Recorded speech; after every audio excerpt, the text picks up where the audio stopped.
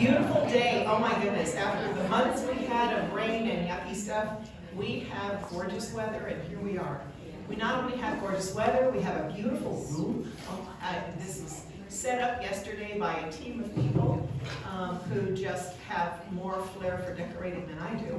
And it is beautiful, and we are here to see people in person who we normally just see on Zoom. So it is really a pleasure to see you all here. It is great. A couple of quick announcements. First, if you did not sign in at the door, I'd like you to do that. You can just slip back and sign in real quickly. And also, if you would silence your cell phones, that would be really great too.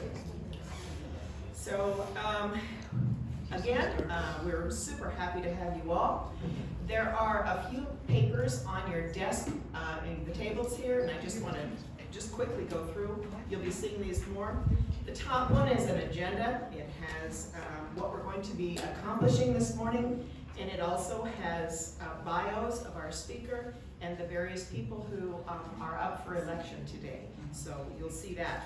And under that, you'll see a list of the silent auction items. We'll be talking about the silent auction a little bit later in the program. But I just have to say, there are some really cool things, and I want to wish you luck, except if you put a bid on something that I put a bid on, then it's mine, so just, yeah, stay back. But there's some wonderful things. In addition, there is at the bottom an evaluation, and at the end, I'll just give you a little reminder, but these are really important to us, so I hope that you'll take a moment just to fill those out when they finish, and that will be really good. Oh, I wanted to mention something I think is just too cute. You'll see this little favor on the table as well, a little succulent candle. These are darling, and they are for you to take, so please do. They are just a cute little gift. And also, we're having lunch here. You'll see that the boxes are already here. If for any reason you can't stay for the whole time and you need to slip out before lunch, take one, because we have a lot of lunches here, and they are great. Okay, well, I think we are ready to get started. So we have all of our paperwork. Yes, good. We are really pleased today to have a wonderful speaker.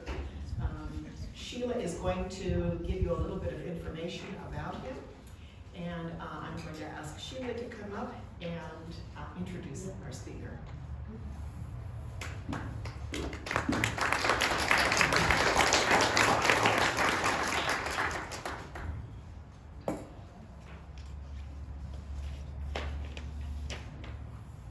Hello everyone, and thank you for coming. I'm so happy to see such a great turnout. Before I introduce Carlos, a couple of things. I want to thank all of you who helped put this together, and it wasn't a gargantuan task. So thank you, Rob, Aaron, everyone who helped yesterday, and my co-committee members, Lynn, who did these beautiful centerpieces, and Maureen, who was always the voice of reason when I got a little overzealous, and Mary Billings, who helped with the silent auction and every other thing that needed help with. So thank you all. Much appreciated. Second thing I wanted to say is the silent auction. It's a win-win situation. You're helping the Literacy Council, and Rob will talk about that later.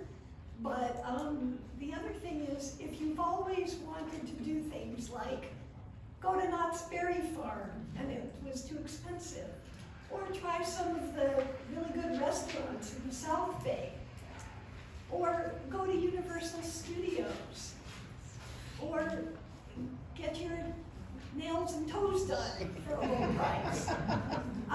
Or if anybody in your family is a Rams fan or a Dodger fan, what a great gift to give them an autographed photo or helmet. So please, during lunch or whenever there's a few free minutes, go to the silent auction tables, know that your money is gonna be going to a good cause. Also, the grab bags are gonna be the really, you're gonna be really excited if you get a grab bag. You're not gonna believe how fun that's gonna be. So, anyway, that's my pitch for the silent auction. And now, for the introduction. So, Carlos and I both started working in the dialysis field in 1995, but in different places. A little over 9 years ago, Carlos walked into my office and said, "Hi, my name's Carlos, and I'm your new regional manager." And then he proceeded to tell me about his history. And I'm gonna let him tell his story. But I know that what he told me stuck with me as far as coming from Guatemala and not knowing any English. And Carlos, you didn't even know that that would stick with me, and that 9 years later you would do this. So, you know, it's funny what we remember, but when I was thinking about speakers for this event, and I thought, what better way than to have somebody tell their own story? The other thing I want to say about Carlos, and then I'll let him take over, is that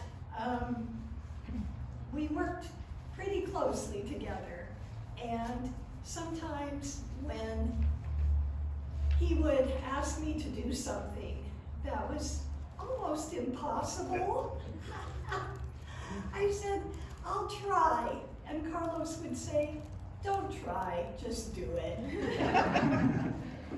And Carlos is a very, very hard worker, which I'm sure is much to the consternation of his wife at sometimes.